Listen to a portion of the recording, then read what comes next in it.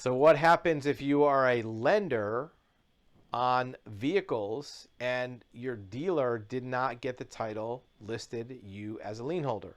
This happens a lot with indirect lenders or direct lenders when you have a car dealership that's arranging loans on your behalf, as you know.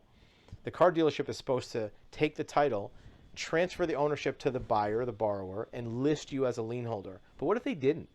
What if they transferred the property to the buyer but never put you as a lien holder? What if they never even transferred it to the buyer? That's what's called a non-perfected lien, or a lien not being perfected on a vehicle. What that means is your lending position has a collateral that's defective, meaning that you might not be able to repossess the vehicle, or if you do, you might not be able to sell it.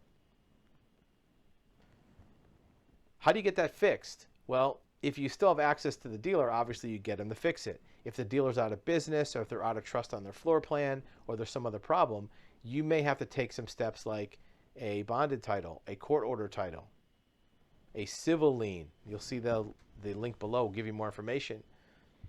If you are a lender, we work with a lot of lenders that have this problem, you want to do an audit on your portfolio on a regular basis to make sure all your liens are perfected against title.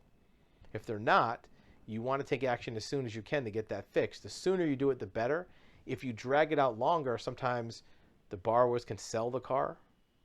Sometimes you may not have jurisdiction. You may not have claim. If the borrower stops making payments, you might not be able to repossess it. So getting that process started early is a good thing. If you do need more information, you can reach us on our website. We even have title consultation about specific scenarios if you'd like to avail yourself of that.